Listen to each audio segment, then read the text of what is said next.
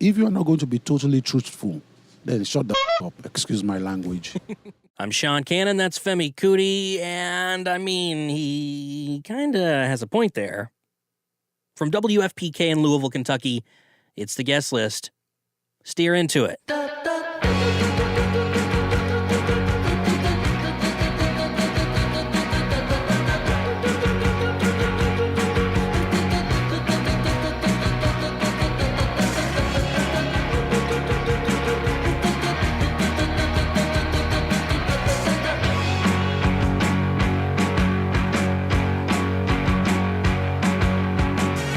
Today on the guest list, things are going to be a little different.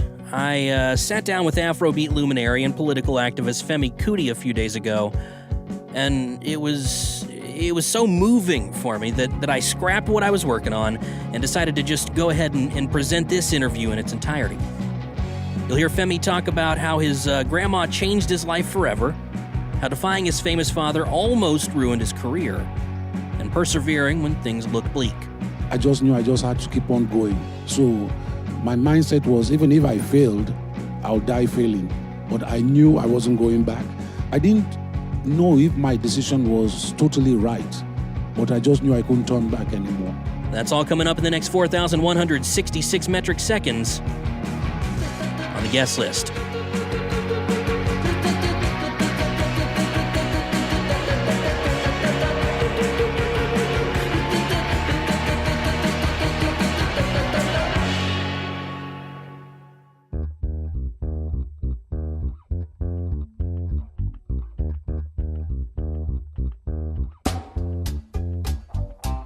Do you know Miles Davis?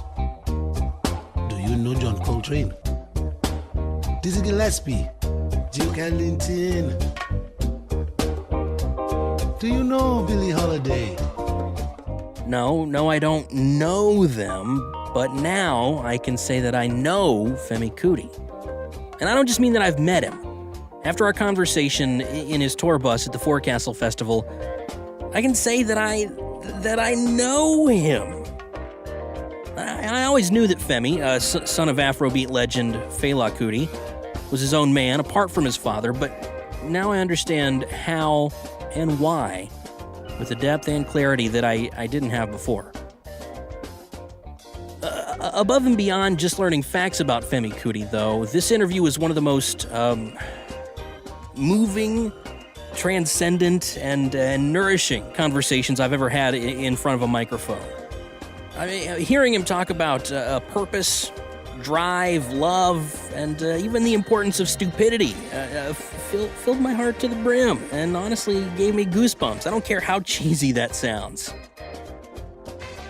I hope at least a tiny bit of that feeling translates here without being able to see the white-hot intensity in his eyes when he talked about things like why he decided to play a show the day his mother died, or how much he loved his father despite all the opportunities for division between the two of them. But before we get to that, and before you can say you know Femi Kuti, we're starting off with Femi talking about the trumpet, because My first instrument was the trumpet. I was about 8, but then I didn't have a teacher. My father's cousin used to play the trumpet. He taught me the scale of C major, and then he disappeared, and there was nobody to teach me anymore. And next time I was about 13, 14 when my father gave me sax. Same problem. But then seriously, I was about 15 when I got a saxophone tutor, started to teach myself, then joined my father's band, going on 16. did you think that you would join his band at any point when you were a child? No, before no, it happened? No. Not before then. Just when I left school, then it was after some months I knew I was going to join the band. When you realized that, I mean, how did that feel? Because I know that that's something that was a big part of maybe not necessarily your life directly, but of growing up. Yeah, I mean, I was very.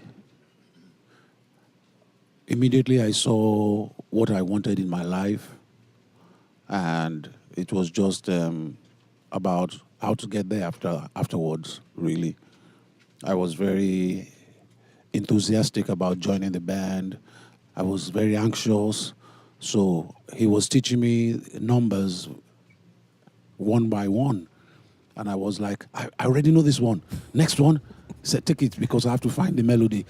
Go and learn the other properly. And I'm ready. I was very excited. In hindsight, were you ready at that point? No, no. And I probably was, for my age, I probably was good. But then my father's fan club were like, they said putting things into my head like, oh, you're the greatest. Oh, you're fantastic. And that kind of got into my head.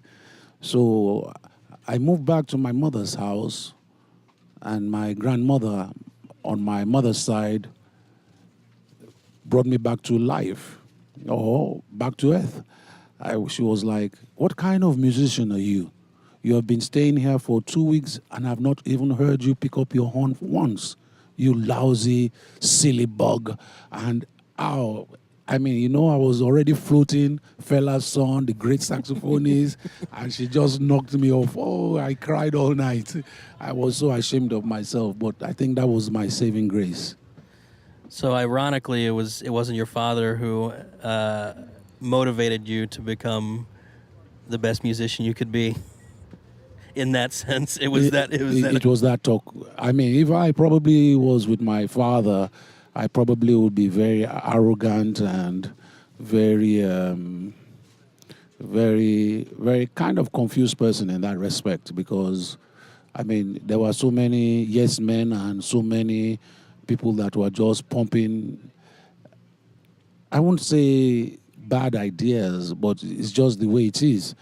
And I think something in my life wanted my grandmother to not make me fail in this respect. And that really changed my whole perspective, changed my whole attitude, and really brought me back to reality, really. Well, if that had happened and you hadn't had that event, do you think that you ever would have been able to sort of step out from underneath or from behind his shadow? I don't think so. First of all, my father was locked up wrongfully. And my father used to say something, even bad can be good. So when he was locked up, I led his band for 2 years, and this groomed me for a very long period. By the time he came out of prison, I was so independent. And I knew I had to find myself. And I knew this would not happen under his watch. I knew I had to feel my pain, my success, and there was no way this will happen under his watch. He was very angry at my decision to leave, but I think that was probably the most scary but rightful decisions I took in my life. Although I imagine it didn't necessarily always feel right at the time. I would assume there was a lot of second guessing. No, there was no second guessing. I was sure I wanted to leave. And at this time, I was a very determined young man. I knew even if I failed, I was ready to fail. And I didn't know how I was going to be successful, but I just knew that I had to make that decision at that time. So I made a decision, and my mother, everybody was very scared. What are you going to do now? I said, I'm going to start my band. Start your band? How? Where are you going to get money? I said, you are going to fund it. Me? And I just had I had many crazy ideas. I was playing in venues and nobody was at the venue. Maybe 3 of my best friends. And I will perform for 5 hours. And my friends were like, nobody's here. What's wrong with you? I just knew I just had to keep on going. So my mindset was, even if I failed, I'll die failing. But I knew I wasn't going back. I didn't know if my decision was totally right, but I just knew I couldn't turn back anymore. I had set out in the desert, and I just knew I had to just go till I find I found water to drink or something. And if I did not find, then so be it. So when do you feel like you found the water? After I left in 1986, and I was just at breaking point when the French Cultural Center in Nigeria, at this time, we were dead broke. I was just about to call a meeting to tell my band that I had no more money. I'd used all my mother's money. I mean, my younger sister suggested I turn to a fisherman. I mean, everything was. At this time, I was completely broken, and the French culture came and said, "Oh, they would like to take me to France on a cultural exchange," and this was the turning point. And we went on a 6-date tour of France and 1 gig in Germany. I remember one of the shows in Angoulême, and the morning of the paper was we played alongside Jimmy Cliff, and the front page of the town paper was Femi Kuti, the star of the night. And that was, wow, that was big for us then. And everything just had to fit into place. We were not making money, but we were getting huge reviews all over Europe. So I was very unpopular in Nigeria, but I was breaking in France, Germany, Spain a bit, Italy. Everybody wanted to see Fela's son. Now, my music was very fast-paced, and Nigerians were not ready. They wanted my father's kind of music, very relaxed. But Europe were ready to listen to something different from my father. They believed I was taking Afrobeat to another level. So the press were very supportive. In Nigeria, the press was very negative. So it took me like 10 years to break into Nigeria after that. But I was touring extensively in Europe. Then I started to break into America. And I started touring in America, I think it was 91, 92, or 93. I'm not very sure anymore. And I didn't get my first hit that broke into Nigeria in 94. After Motown, under Taboo Records came, signed me, and this was a huge hit in Nigeria. But then nobody gave me credit for that album. They said my father must have written the song for me secretly. He came out many times to say he will never do that. He will never cheat in that respect. But nobody believed. They said, no, my father must have written the song. But after that, then my father passed, and I got my very big international hit in 98 with my song Bang Bang Bang. And people just had to accept at this time that, oh, Fela was dead. Fela couldn't have done this. So everything, all the creditation came to me at this point. Bang, bang, bang, bang, bang. Bang, bang, bang, bang. The time is 12 midnight, my brother. How did that feel, though, knowing that it actually took his death for you to finally, completely and fully, particularly in your home country? He didn't. He didn't take his death because he died in 97. I got my hit in 94. I mean, when people started to say, "Oh, clearly, there's no way that this could be anything but his own." That didn't bother me because in my heart I knew. It confirmed I took the right decision at that time. I now became a more determined young man, and it made me laugh in a way because I wasn't in competition with my father. So when those negative statements happened, I just in my silent moments, I just laughed. I just thought either people were envious that I was doing well because I loved my father. I didn't see the comparison. And I didn't know why people just kept on going and hammering on about I will never be better than my father is too great. And I didn't see where that idea came from. My father will always be my father, no matter how great I am. And I would always love my father. And the only thing I could think of was, well, probably if I had negative feelings to my father, or I felt I couldn't forgive him for all his mistakes as a father, probably I wouldn't even want to talk about him. Probably that will affect me. So I think many people try to use this to discourage me for whatever reasons, because in Africa, you have to understand that you don't go against your father. And I was probably the first person at that magnitude to take such a decision.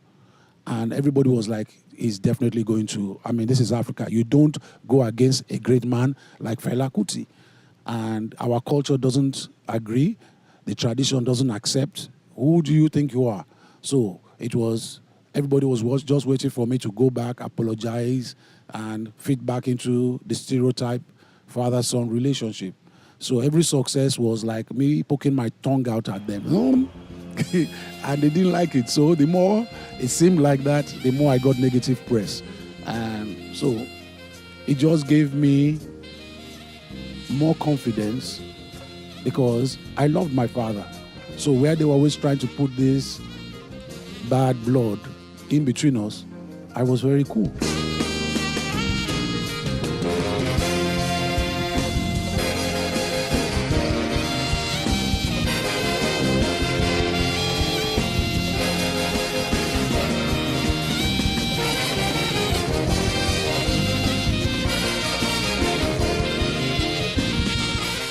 I'll have more of my conversation with Femi Kuti in just a few, but here's a song honoring his father, Fela, from Live at the Shrine. It's 97. The time don't come for me to talk. Before I talk, make I thank everyone for the support you not give my family during our troubles. You, my friends, who not there with me. 97, I shall never forget. 97, the pains, the sorrow, the stress. I want to thank you, my friends. I want to thank you, my friends.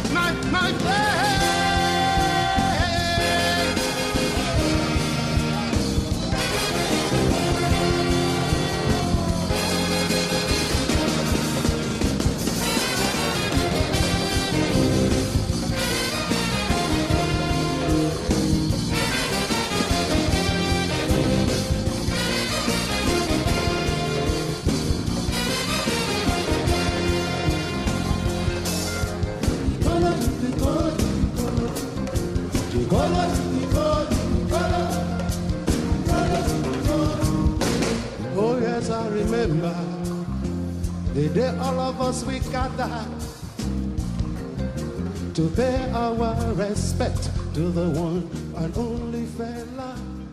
I'm Sean Cannon. It's the guest list. Let's go ahead and jump back into my conversation with Femi Kuti as we talk more about his relationship with his father, Afrobeat legend Fela Kuti. At what point did he admit to you that, oh, you're doing pretty good? He first heard my first album in 89, and he came to the launch, and he said, wow, this is terrible. What the hell are you doing? And then in 91, we started to play in his club, The Shrine. And I asked him, and he was very excited. You want to play in my club? Oh, that's great. Okay. He used to play Fridays, Saturdays, Sundays, and Tuesdays. Then he stopped playing on Tuesdays. Then he says, you know what? I'm going to give you the Sunday. Take the Sunday, do whatever you like on the Sunday. He says, oh, but before you play on the Sunday, I'm going to have to do a lot of publicity for you. And he was just going on and hampering. And then we now chose, I think it was September 29th or 27th. Of 91. I don't know what date. It was the last Sunday of 91. And that was our first gig. So all the critics came. Everybody was like, at this time, you have to remember, I had not broken into Nigeria. And this was the first time all my father's very fanatical fans were coming to watch me, because they all refused to turn up at any of my gigs. They all came to the Shrine. Okay, what the hell is he going to play? And I remember our sound check. They were like, huh? Wow. My father didn't come to the sound check. So later that night in the evening, the gig started, and there was a song called Mind Your Own Business. And my father got up, said, what? And he kept saying, your number? Is this your number?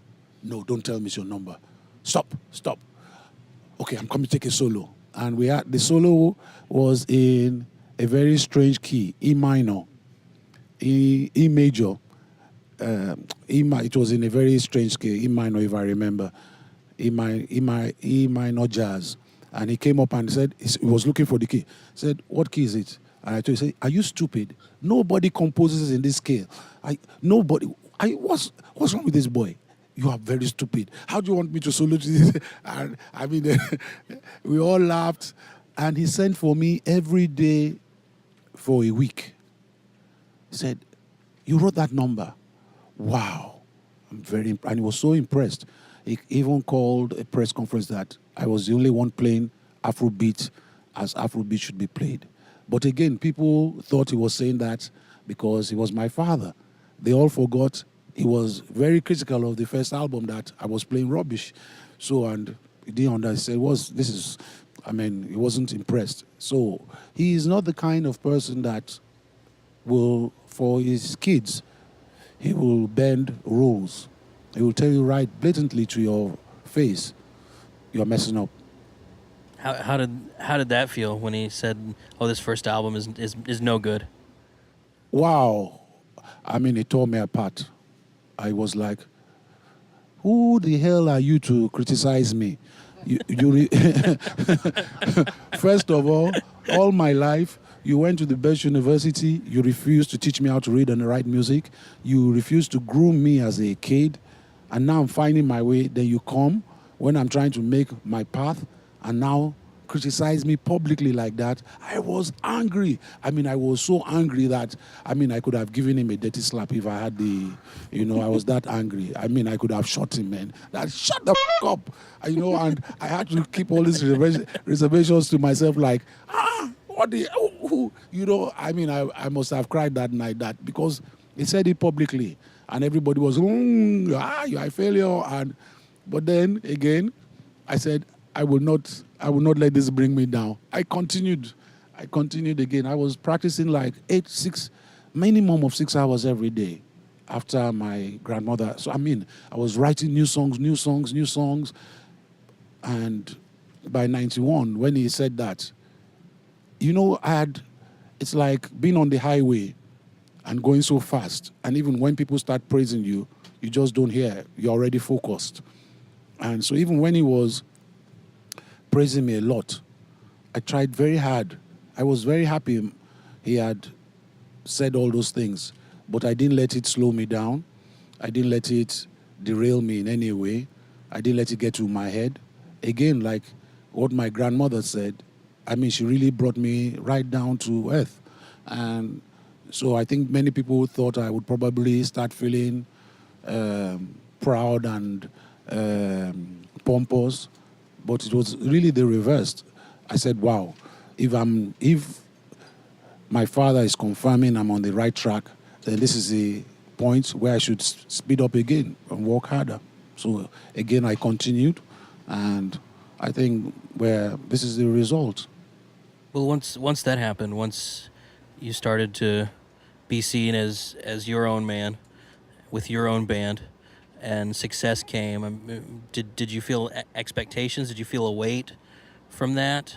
Even I think till today, I never think of all that. I think probably if I thought of my success, it's like I hate to take a massage, for instance. I feel if I take a massage, I'll say, oh, it feels so good. Oh, I can have another one, and I'll be taking massages all my life, and I will lose.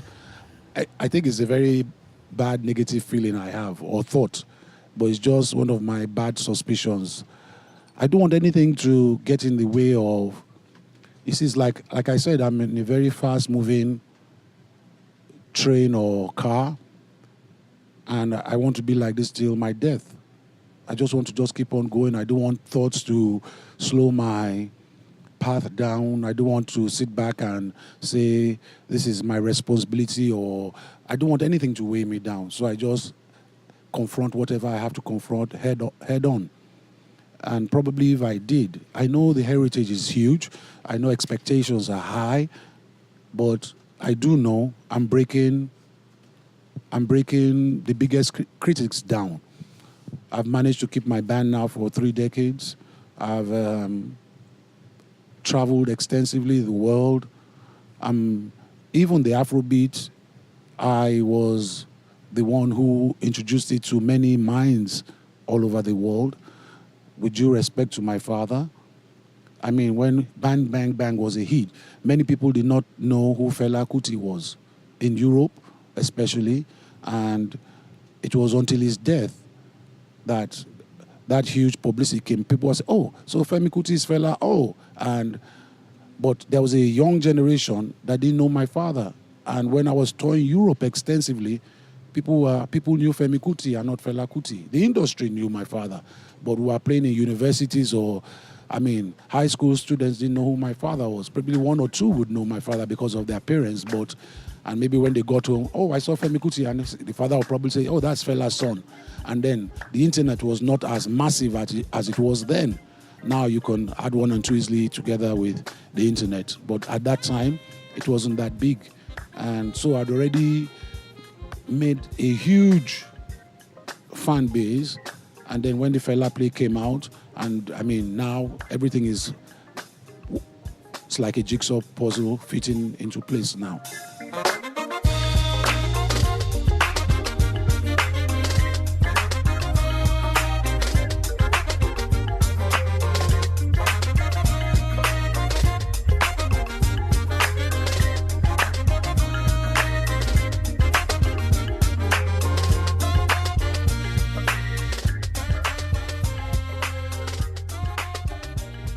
So you proved your father wrong, you proved your friends wrong, you proved the industry wrong. I wouldn't say I proved them wrong. Well, you proved yourself to them. I wouldn't even say that. I would say I lived my life. So what's left for you to accomplish at this point? To continue living. That's it? I mean, Yeah. that I don't mean to make that sound like that's not a big goal, because it is. To maintain the status quo, keeping my band, staying in Nigeria with no electricity, bad governments, so much poverty, to keep this band, to keep on touring, make sure everybody's feeling happy. I think that's already, nobody does this in Africa anymore. I don't think there's a band that has maintained what I have maintained coming from Africa, lives in Africa, plays week in, week out, has a shrine, plays free in the shrine, that does what I do. I don't think there's a band that does that. I play every Thursday at the shrine for free for a minimum of 4 hours. I play on Sundays for $1.20. And there's nobody that does this in Africa. I have the biggest club. I have, and I'm touring with 15, 16 people. It costs, this takes all my budget. I go back with many times no money, but the objective is to keep the music alive and what I'm doing. So it was never about material wealth. It was never about anything, really. It was just I wanted to be a good musician. I wanted to find peace in my soul, on my understanding that one day I will die, and on the day I die, I wanted complete satisfaction that maybe on that day I'll be able to sit back and say, did I totally play music as I should have played? And then I probably would die in peace. See, that sounds like a big goal. From what I know and everything you said today too, it's something you're accomplishing. But when you say live life, that sounds small. when you put it in that context. Yeah, It sounds big. You know what I mean? When I say live life, it sounds small, but it's big because many people don't know how to live. Mm-hmm. So when you are living your life, I believe I'm living my life totally. To live your life doesn't mean you are alive. Many people are alive, but they are dead. And it's not just where you sacrifice your happiness for others. That's part of living your life. When you understand, let me expatiate further on that for you. A doctor, when you become a doctor, your objective is you must save lives. You must want and love to save lives. And if you're not ready to do that, you can't be a doctor. If you study law, you must truly want to fight for justice. You must want to defend justice. Now, when you want to be a musician, you must understand that that profession accommodates all professions and is the profession that gives inspiration and hope to other professions, and nobody cares. For instance, I lost my mother. I had a gig. I'm not going to go on stage and start saying, my mother died today. I'm sorry I cannot play. Oh, my wife left me. Oh, my child is sick. I'm feeling so bad today, but I'm here to play for you. The audience will be like, get the hell out of here. So your pain, it's a reverse kind of psychology. You have to keep your pain because you must understand your audience is in pain. Many of them have broken hearts or lost their mothers or their kids, and they're there to watch you because you give them strength, you give them joy, you give them hope on a level that nobody else can give them through music. So the music touches them, and you are just a medium for higher forces to use to pass this satisfaction to your audience. And when you take that role, then your pleasure comes from you are achieving, you are doing your work properly. So no matter how much pain I have, no matter how sad I am, the minute I get on that stage, I have to lock it away and give my audience hope and inspiration.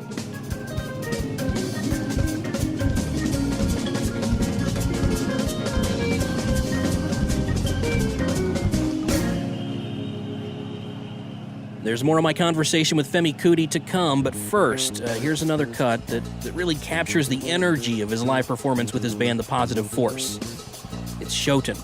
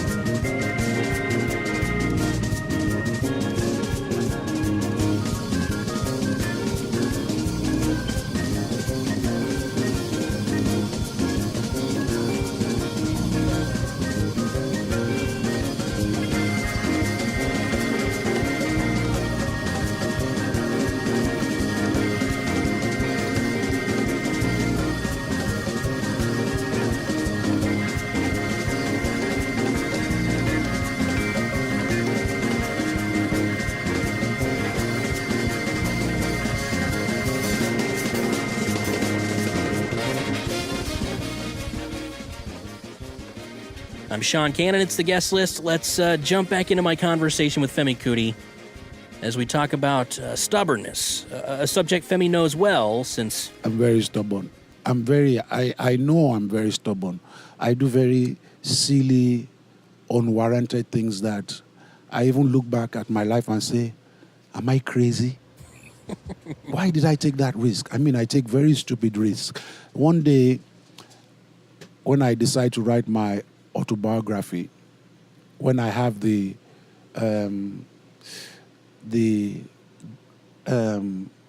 will and guts, because when I write my autobiography, it has to be like my father's or Miles Davis.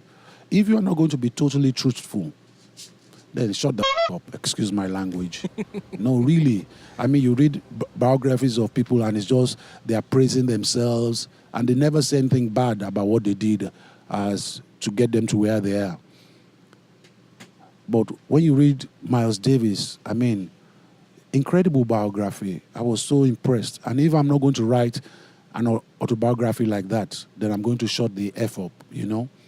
So I will have to clear with many people because when I talk, I'm going to hurt so many people. You know what I mean? I know I will hurt myself. But if you want to inspire people, the only way you can inspire people totally is by speaking, being totally honest. And if you're not going to be totally honest, then let them live in that elusive atmosphere you have already created and feel good. But if you want them to have more insight, then you have to be totally honest with people. So I hope I can find that confidence in myself to do that one day. Everybody says I should do it, but I think I love too many people today to go all the way back to say some things that will probably hurt people who have made up, who are my friends again. And I will not, you know, when you write it in a book, it's very painful. Now, I don't think, when I know the repercussion of what I probably will say, wow, I will hurt a lot of people. And I'm already, I say to myself, I've crossed over. I think when you are 50, you could die of heart attack. Anything could kill you. So I've lived. And you have to always worry about those behind you, especially when you are going to say very hurtful things. They're not hurtful. They're just the truth. But they will always take it, oh, you destroyed me with what you had to say. So I have to either keep my mouth shut. I probably will keep my mouth shut, you know. I probably will. Because I will say so many things that people say, that happened in your life? Yes. You did that? I did that. Can you imagine? I was really stupid. I did that. Why did you do that? I did that because, you know, I felt at that time that if I did not do that, then it will not propel me to where I wanted to go. So I knew I had to take this risk to get to here. And you did that? Yes, I did that. You know you are foolish. I know. I do a lot of things like that. That's good because a lot of people they do that, but they don't know that they're foolish. They don't know that. I do. I know. I know. I always calculate very. I mean, if I had to chop off my hand to get somewhere, and I knew that chopping off my hand, I probably needed it, but it will get me here. I probably would. I don't know why, but I have this very, very silly things that to get to this dimension of my life, if things are in my way and I have to sacrifice something to get here for peace of my mind to arrive there, I would do that. Just to get to that point. And then when I get back, then I can reflect, then use it to propel myself to the next stage again. I don't know why I do that.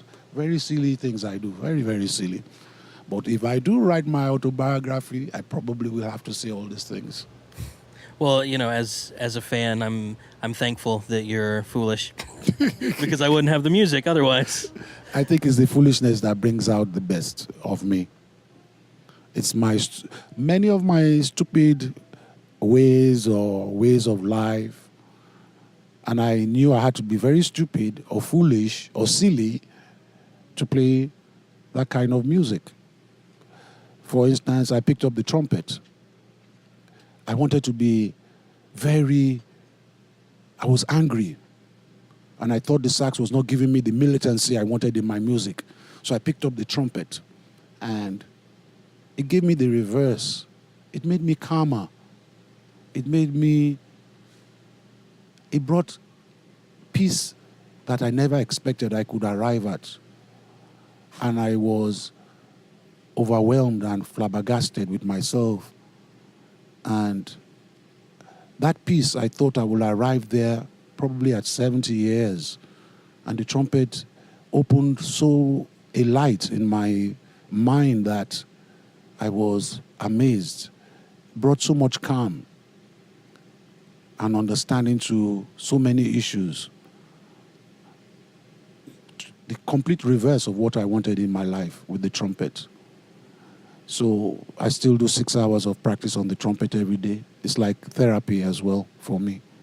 Just practicing, just to find that perfect tone with the trumpet. Trying to arrive there every day of your life. And in doing so, I had hernia. I had to play with hernia for close to 5 years. But I did the hernia operation. But I knew it probably would destroy some things in my body. But I knew that it gave me, my health didn't matter to arrive at where I wanted to be. You understand? So I did it. When the hernia happened, everyone said, stop, look, you're hurting yourself. I said, there is no joy. You can't understand the joy I feel where I am right now in my mind and my soul. It's not about that. It's about that peace with the universe, arriving, finding that perfect tone with the trumpet. That tone, when I arrive there, the inspiration that drops from the heavens, that gives me motivation to compose that next song. So it's not my pain. It's to give people joy. Joy through music. So it was never about me. It made me realize that I'm just a medium. It made me realize it removed all selfish thoughts and aspects of my life to just be totally modest. I don't even know how to find this, to be in the center of your life and be able to know at the end of the day, it's not about you, but it's about everybody else, and take that sacrifice. It's beautiful. That's beautiful. Thank you so much for taking time Thank to you. do this. I need to get ready now. Yeah. Before somebody says, will you get that?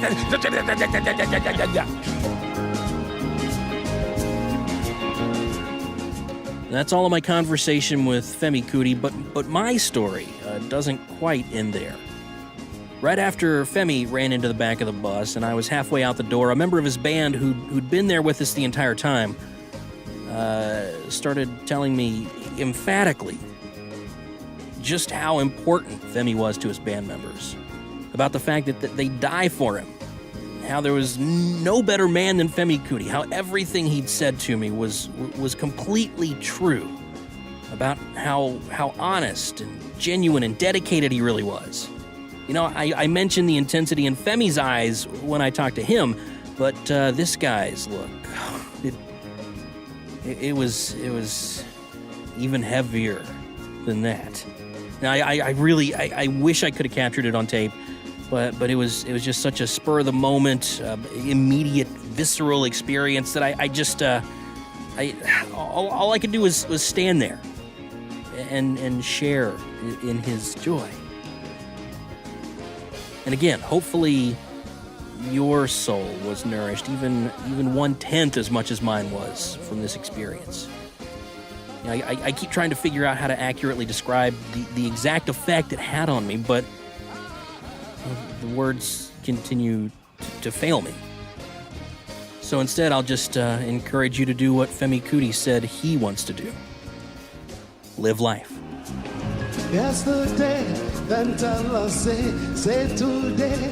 Now we go get it, so we struggle, suffer day for this new democratic change. But the truth of the matter be, say them disguise another way to continue their crooked ways. Oh yes, them bobo your mama, them bobo your papa, them bobo your mama.